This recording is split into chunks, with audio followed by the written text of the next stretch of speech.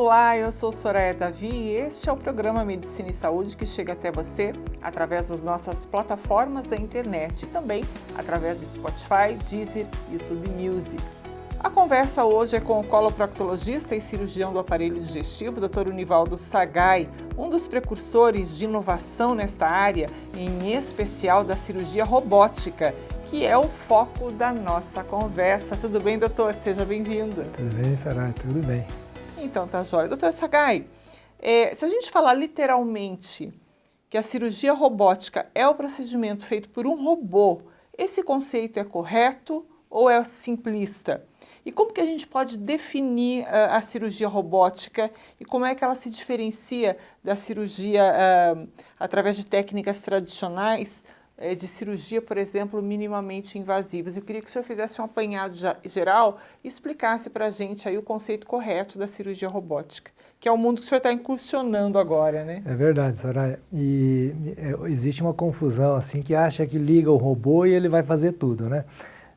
A cirurgia robótica, o robô, ele obedece exatamente o movimento do cirurgião. O cirurgião é que faz o movimento e o robô, ele representa o movimento dentro da cirurgia de uma maneira muito mais precisa, porque ela tira alguns defeitos, alguns movimentos mais bruscos, né? Então, ela é totalmente dirigida pelo cirurgião, né? Ela simplesmente faz de uma maneira robótica e com as tecnologias, o acesso, né, a visão, que ela complementa com alguns recursos que a cirurgia tradicional não tem.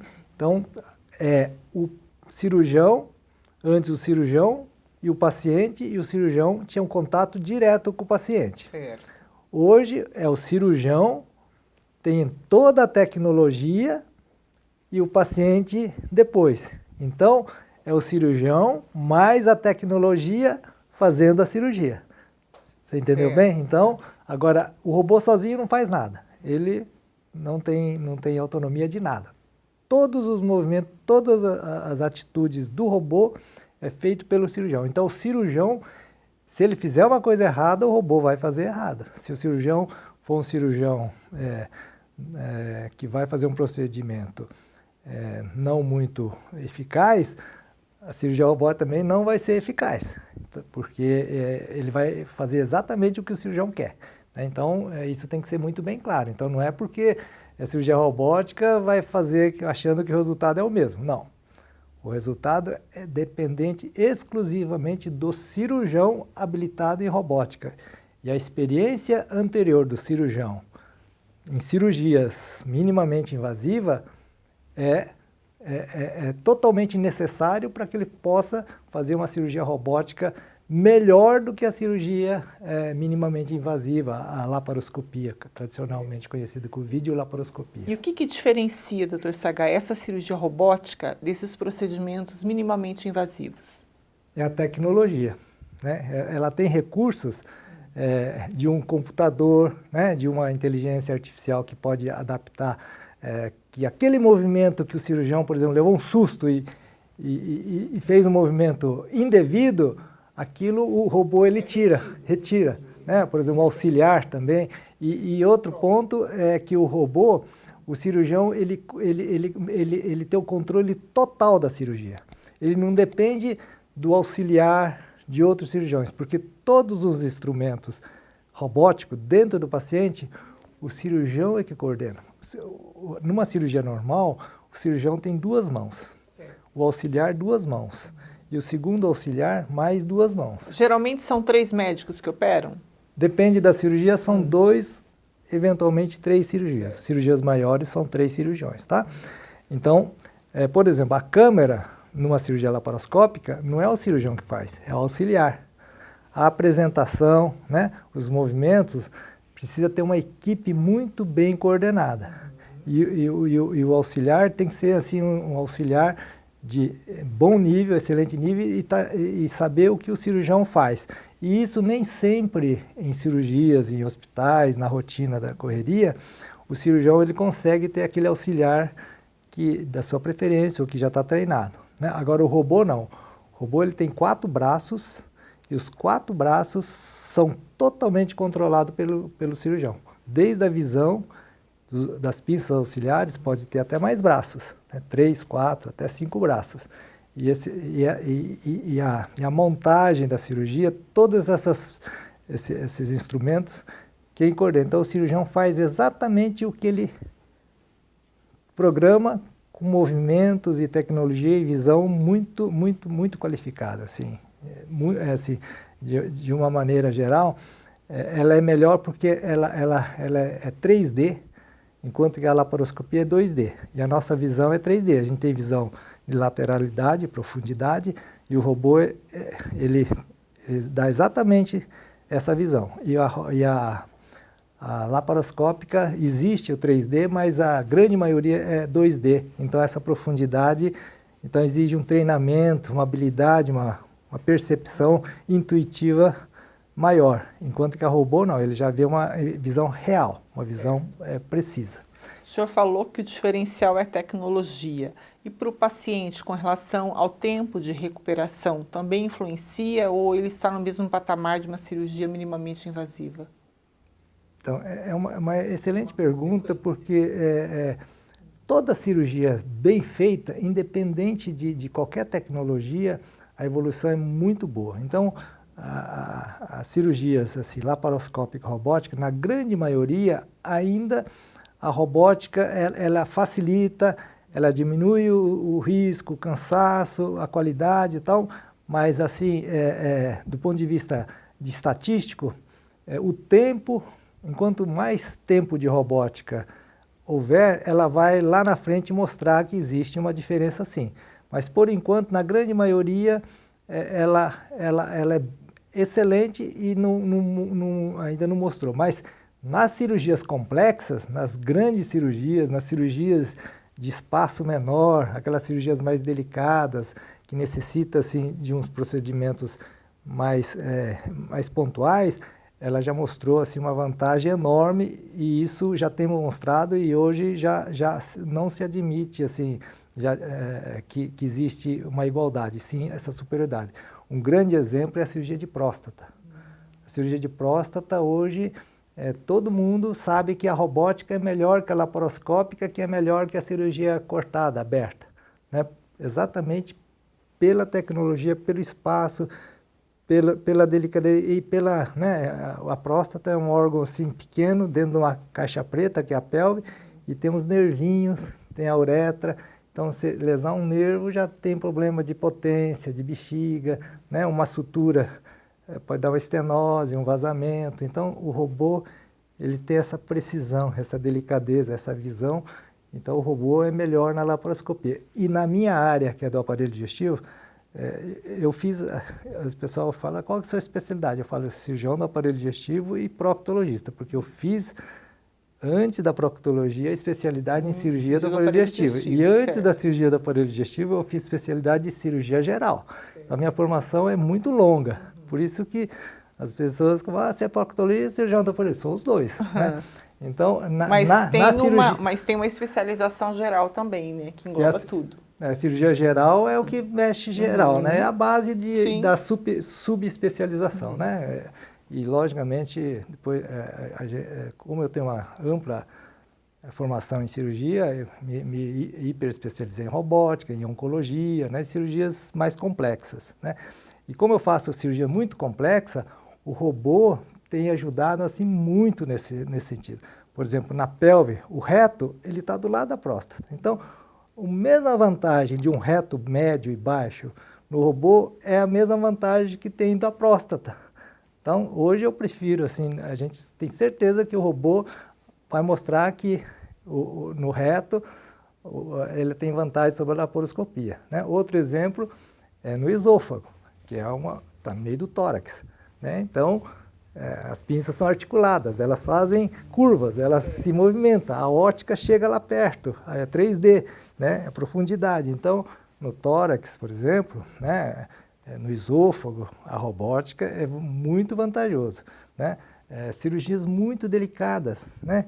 Aqueles pontinhos, né? Bem delicados, tem que ser perfeito, milimétrico, sem tremor, com fio extremamente fino, com os nós perfeitos. é muito mais fácil fazer pelo robô, né, do que por laparoscopia. A laparoscopia a gente tem que ter um treinamento muito grande. Eu, desde que surgiu a laparoscópica, eu faço pontos. Eu desenvolvi essa habilidade de pontos.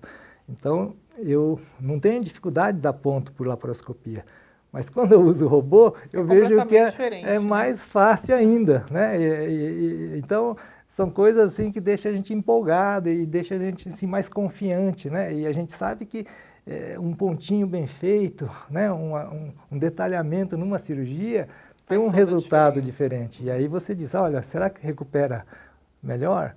Eu acho que em aqueles casos mais difíceis, mais complexos, eu acho que algum detalhe sempre vai beneficiar. Então, a gente não sabe qual dos pacientes vai... Então, a gente sempre prefere usar a tecnologia, né? O que a gente tem de melhor naquela situação, porque a gente sabe que com essa segurança a gente vai conseguir resultados melhores. Doutor Sagai, e qual que é o caminho que um cirurgião tem que fazer para ele estar habilitado para fazer uma cirurgia robótica? Como que é esse treinamento que vocês fazem? Hoje o senhor é habilitado como cirurgião de robótica. Qual que é o caminho a ser feito? Olha, Soraya, a cirurgia robótica não é para qualquer cirurgião. Tá? Eu sou cirurgião do aparelho digestivo, sou cirurgião proctologista e oncológico, mas eu sei que não é para todos os cirurgiões que vão conseguir operar por robô. Por quê? Porque o robô, você tem que controlar 4, 5 braços. Então, você tem que ter na sua mente aquela armação, aqueles movimentos, aquela apresentação. E o cirurgião que ele não está acostumado a preparar o campo, a lidar com espacialmente, né, são táticas, técnicas e esses cirurgiões vão ter dificuldade, porque um braço que você movimenta assim, sem muito controle, aquilo pode trazer danos, né? Então, uma cirurgia que você acha que vai te ajudar, às vezes pode ser uma arma perigosa. Então, a Ferrari no motorista que não sabe muita tecnologia é uma arma perigosa, né? Ele pode chegar mais rápido, mas pode não chegar. Então, o conhecimento médico e o conhecimento da técnica, conhecimento da doença, isso o cirurgião tem que saber. Então, ele acha que o robô vai fazer isso? Não. O robô vai fazer o que ele pedir. Se ele faz uma cirurgia mais ou menos, o robô vai fazer uma cirurgia mais ou menos, né? Se ele tem muitas complicações, o robô provavelmente não vai diminuir muito. Agora, o cirurgião que vive, já tem todos os requisitos de cirurgião, de técnica, de habilidade e de tecnologia, isso é um ganho assim, imensurável. E o robô, hoje o robô se tornou uma febre, mas o que está para vir são coisas espetaculares, são coisas assim, que vai ajudar a gente de uma maneira assim, muito mais do que hoje. O robô ainda hoje tem uma certa dificuldade. Você vai falar, não, mas o robô é indicado para todas as cirurgias? Para cirurgias pequenas, cirurgias assim, simples, não tem sentido nenhum. Hoje, mais complexas. Porque o robô ainda é muito pesado, ele é difícil, ele tem que docar, ele não tem assim uma agilidade, né,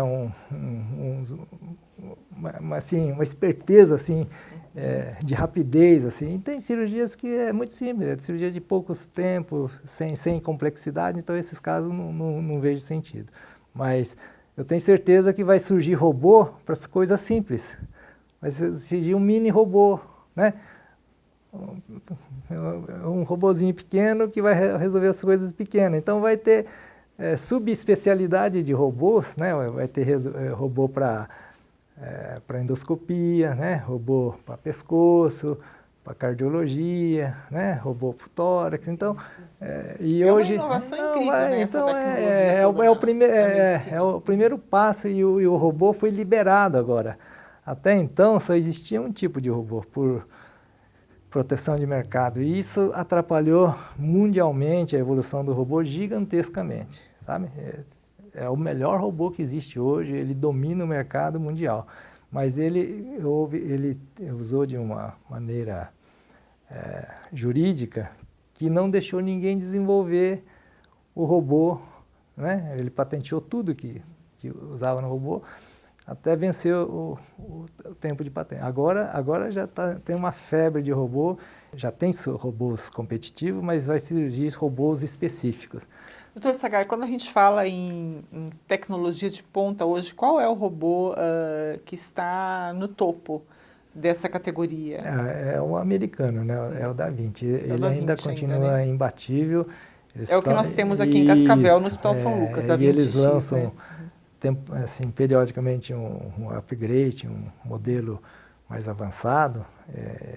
É fantástico. Então, eles ainda estão na frente desses procedimentos que são feitos hoje. Mas já existem uns 5, 6 robôs, já no Brasil já existe, que já está entrando no mercado e já tem um sentido, assim, porque tem graduação de cirurgias complexas e especialidades e procedimentos, então, às vezes, não precisa usar um trucado para carregar uma geladeira, né? Então, você usa numa caminhoneta. Então, a caminhoneta também tem sentido de você ter uma caminhonete e um caminhão trucado, né? Então, essas coisas vão se diversificar e vai ser muito bom para o mercado e quem vai ganhar vai ser a população. Sem dúvida. Doutor Sagai, vamos falar um pouquinho da tua área de atuação, que é aparelho digestivo e oncologia, né? Quando a gente pensa em tumores do aparelho digestivo, quais são mais comumente tratados com cirurgia robótica? Então, do aparelho digestivo, assim, o robô ele cada vez mais está ganhando espaço em locais assim que a gente tinha dúvidas se tinha sentido, né? O reto, eu já comentei, e a minha experiência mostra, né? O pâncreas é o outro órgão que é muito difícil, a cirurgia complexa, ainda existe aquele questionamento se a cirurgia aberta ou laparoscópica é melhor. Então, tem casos específicos que a laparoscopia vai bem, mas tem casos específicos que a laparoscopia não vai bem, então faz a cirurgia aberta ainda. E a robótica entrou nessa briga para saber qual é o espaço da robótica nessa complexidade dessas cirurgias, né? E ela tem um sentido muito grande porque uma das grandes dificuldades da cirurgia do pâncreas, por exemplo, a gente fala a cabeça do pâncreas, é uma anastomose, é uma costura de um órgão de 3 milímetros com um intestino de 3, 4 centímetros. Então imagina você costurar um órgão de 3 milímetros num órgão de 3 centímetros. A dificuldade técnica, né? Então, a laparoscopia e a cirurgia aberta, os dois são muito difíceis. Então, são poucos cirurgiões que se habilitam a fazer esse tipo de cirurgia. E a robótica tem mostrado que essa costura, ela pode fazer melhor, né, de qualidade e provavelmente vai fazer com o surgimento de pinças mais delicadas e robôs mais delicados, vai melhorar muito nesse sentido, porque a aberta e a laparoscópica, ela já chegou no seu limite do que ela pode dar para a gente. E o robô não, está começando agora e com certeza vai começar a agregar mais detalhamentos que vai agregar. Esse é um dos, só para dar exemplo, um dos pontos de uma cirurgia complexa como o pâncreas. O outro é o fígado. O fígado também é um desafio gigantesco, que a laparoscopia está começando a entrar agora e não em todas as doenças do fígado, em todas as localizações, mas a robótica vai ter um espaço. Então vai ser, essas cirurgias, eu acho que a cirurgia aberta não vai desaparecer, a laparoscópica vai ter um espaço, Mas a robótica vai ganhando, ganhando e não sei o limite de onde ela vai chegar. Mas muito provavelmente, talvez ela vá chegar assim a dominar uns 80% desses procedimentos complexos, fígado, pâncreas, né? O esôfago já é uma realidade, o estômago já é uma realidade, né? O reto já é uma realidade. O intestino grosso, ela tem vantagens, não é muita, mas já tem vantagem, mas futuro vai ter. Cauda do pâncreas, né? Tem várias localizações em que o robô ela não vai ser pior. No mínimo, ela vai ser igual à laparoscópica e com chance de dar algum benefício a mais. A questão é as cirurgias mais simples. Essa eu acho que não tem sentido usar a robótica. Doutor Sagai, recentemente o senhor realizou aqui em Cascavel a primeira cirurgia robótica de endometriose intestinal do oeste do estado, né, em todo o Paraná, aqui na região oeste. O que torna a cirurgia robótica uma opção viável para o tratamento da endometriose intestinal? O senhor que é uma referência no assunto quando a gente fala em endometriose intestinal, né? Como é que foi realizar essa cirurgia aqui através do robô? Soraya, você entrou num ponto assim, que me custa muito, assim, é uma área que eu me envolvo assim, de uma maneira muito profunda e há muito tempo, que é a endometriose intestinal. E a endometriose intestinal, ela tem um local da endometriose que ela é muito comum e é o maior desafio da endometriose, de uma maneira geral. Tá? No útero, na trompa, ovário, bexiga, ureter. O reto é a endometriose mais desafiadora e mais problemática para o paciente. E o tratamento é o mais variado possível e ainda não existe nada assim que fala assim, olha, essa cirurgia é o melhor. Então, o que existe na endometriose do reto? Eu vou falar especificamente da endometriose do reto. Que cada cirurgião, ele faz a cirurgia da melhor maneira que ele sabe fazer do reto. Se ele sabe retirar o reto junto da doença, ele vai continuar tirando o reto da doença. Se ele sabe fazer uma cirurgia conservadora, ele vai tentar fazer uma cirurgia conservadora. E se ele acha que não deve mexer na endometriose porque ele acha que vai complicar e tal, eles vão deixar a doença e vão tratar clinicamente. Tá? Então tem essas 3 variantes.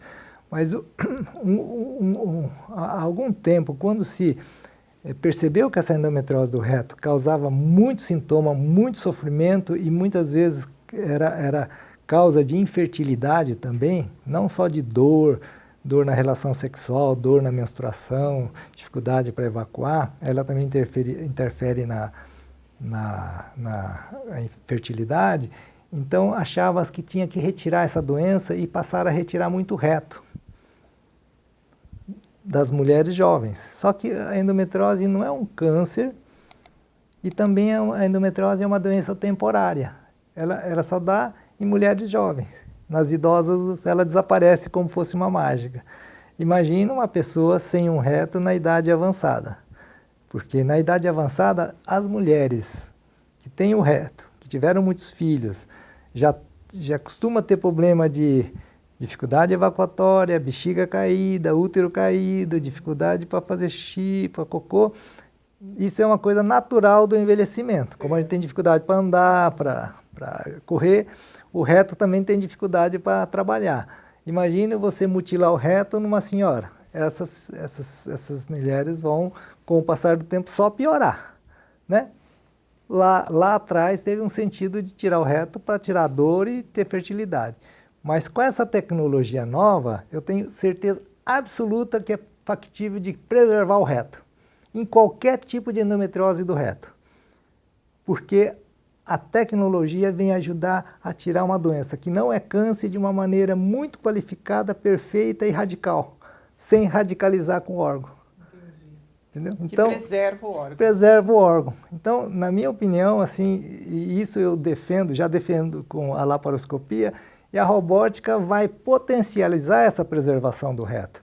Isso é uma coisa clara na minha visão e é uma coisa que eu defendo, por quê? Porque ainda existem cirurgias muito agressivas para essa doença do reto, que não é uma doença fatal, né? É uma doença assim, muito problemática, mas é temporária. Para as pessoas entenderem bem, tem órgãos no corpo humano, nós, no ser humano, que são órgãos vitais, né? E tem órgãos que têm uma função temporária. E os órgãos ginecológicos, elas são temporárias. Elas têm uma função para preservar a raça humana, que é a maternidade. Sem os órgãos ginecológicos, né, não existiria o ser humano, mas ela tem um período fértil. Depois que passou o período fértil, ela perde a função.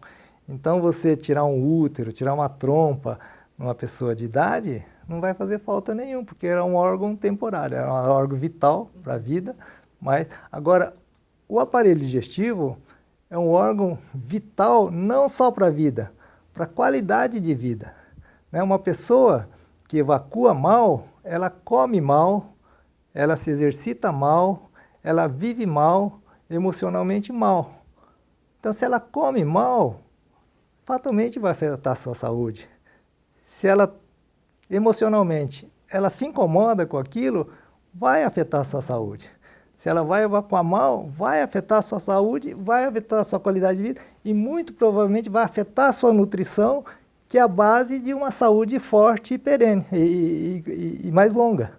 Então, uma pessoa que afeta qualquer parte do aparelho digestivo, essas pessoas correm risco de, ao longo da vida, ficar mais debilitada. A raiz de uma planta é a base da planta. É uma planta produtiva, saudável, bonita, tem que ter uma raiz forte. Nós, seres humanos, temos que ter um aparelho digestivo forte. E o reto é um órgão, assim, fundamental nesse processo todo. Ele é importantíssimo, né, para essa qualidade de vida e quantidade de vida. Então, a gente tem que preservar esse órgão. Tanto é que hoje, em câncer do reto, a gente consegue, em alguns casos, preservar o reto. Em câncer precoce, a gente tira por colonoscopia. Em câncer avançado, faz radioterapia, se desaparecer, não se tira mais o reto. Quanto Né? mais no caso de endometriose As fístulas, né? hoje existem cirurgias fantásticas que preservam o ânus, o reto. Né? A doença de Crohn, hoje no reto, existem medicamentos fantásticos e tudo isso para preservar o reto. Agora, você vai tirar um reto, uma doença benigna, temporária, que tem um tempo para acabar e deixar depois, porque as mulheres idosas são abandonadas pelos ginecologistas. São abandonadas. Elas, quando ela tiver uma queixa intestinal, ela nunca vai voltar para o ginecologista e falar, olha, vai para o gastro. Entendeu? Então, o ginecologista, eles pensam naquele período da mulher. Mas eles têm que pensar que depois daquele período a mulher tem outra vida. Entendi. E nós, da aparelho digestivo, nós cirurgiões do aparelho digestivo, nós pensamos em toda a vida. E principalmente na terceira idade, né? Então, isso que é a mensagem que eu tenho que passar para os ginecologistas, que não deve induzir o cirurgião a tirar o reto. Essa é a tua defesa, né? Essa é a minha defesa, sem dúvida. Doutor Sagai, o senhor falou aí agora há pouco em tecnologia, eu queria que o senhor fizesse um prognóstico aí tecnológico. Como que a inteligência artificial e outras inovações tecnológicas podem influenciar o futuro da cirurgia robótica? O senhor que está envolvido, a gente sabe que o senhor foi um lutador aí para que o robô viesse. Hoje a gente tem um robô aqui no Hospital São Lucas de Cascavel. E várias especialidades utilizando o robô, né? A gente vê isso assim como realmente muito assertivo para o futuro tecnológico da medicina. Mas quando o senhor pensa em inteligência artificial, o senhor fez um esboço agora há pouco falando um pouquinho sobre isso, né? Das subespecialidades, mini-robôs. É isso que o senhor imagina para o futuro robótico quando a gente fala em inteligência artificial? O que mais que a gente pode esperar do futuro próximo? Soraya, a inteligência artificial ela é usada de várias maneiras, né? E algumas maneiras assim destruidora para a população, né? Porque hoje você vê o celular teu não te deixa em paz porque tem alguém lá querendo convencer e vai ver é um robô que está te te vendendo e fazendo as coisas, que né? você não quer e nem precisa, isso, talvez. E tem alguém maldoso atrás eficaz. disso, né? Então, mas esse mesmo alcance que esses robôs têm dessa maneira, ele tem alcance pelo bem, né? E pelo bem em geral. E na cirurgia, você pode alimentar o robô com imagem, com exame de laboratório, com a história clínica, o exame físico, as tecnologias que existem, e ela vai analisar tudo e vai te dar cientificamente, né, com os estudos que já existem, você vai alimentar só com estudos cientificamente consagrados, né? E ela vai te dar aquilo de melhor que existe e aquelas alternativas que você pode ter, né? Tudo num sistema só e você pode usar na hora. Aí, se você tiver algum problema no intraoperatório, você pode usar o recurso e falar, olha, isso aqui, será que é assim, assado? Você pode conversar com o robô e ele pode sugerir, né? E além disso, a gente pode também, isso não só com o robô, mas a gente pode trocar ideias com colegas, né? A gente pode acessar literatura. Então, tudo que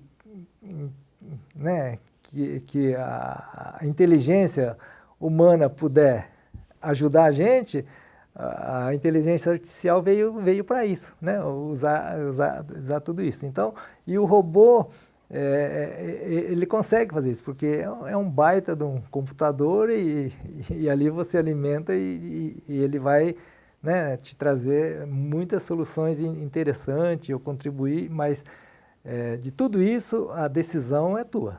Se você vai usar aquilo, não vai, porque você não pode ficar assim 100% confiante na inteligência artificial. Você tem que, antes de tudo, você tem que ter o seu conhecimento, sua ponderação, sua inteligência, porque ali tem um ser humano e o robô não sabe se é uma velhinha, se tem problema cardíaco, se está bem, se está, né? Então, tem várias coisas que você precisa botar na balança, mas é o mundo, né, Soraya? E a gente está aí, a gente precisa estar dentro e precisa estar acompanhando, todas essas mudanças, né? Exato. Agora mesmo, ano que vem, tem um evento mundial de tecnologia na área robótica, na área da medicina, na área de cirurgia, em Estrasburgo, na França, em julho. Então, hoje mesmo eu já falei com a secretária Fábia para inscrever o Vitor, nesse curso, porque é um curso que a tecnologia está lá. É como o show rural aqui de Cascavel, na agricultura, a tecnologia está aqui, a gente está lá e a gente tem que estar lá acompanhando, e os maiores inventos e perspectivas futuras estão lá, e os maiores cirurgiões e técnicos e todo o conhecimento mundial vai estar lá. Então também. A gente tem que estar acompanhando. Tá jóia. Doutor Sagai, obrigada pela conversa, pelas elucidações, pela sua contribuição. Vamos deixar aqui o Instagram do Dr. Sagai, ali você pode acompanhar tudo isso que ele falou, cirurgias robóticas, acompanhar esse progresso, outras cirurgias também, e fazer perguntas que o Dr. Sagai também responde. @Univaldo Sagai está lá, disponível no Instagram, né, Dr. Sagai, para quem quiser mais informações. Obrigada mais uma vez. Eu que agradeço e espero levar uma mensagem assim de otimismo, né, e de conhecimento para a população, né? Esse é o nosso ofício, né? Isso aí, é uma missão, né? Obrigada, Dr. Sagai. A gente vai ficando por aqui, lembrando que se você ainda não se inscreveu no nosso canal do YouTube, é muito simples. Se inscreva e você vai ser notificado de novos vídeos. E também na nossa plataforma do Spotify. Se inscreva lá também para você acompanhar todos os podcasts do Valor Humano e as entrevistas aqui da TV Medicina e Saúde. A gente se vê, até mais!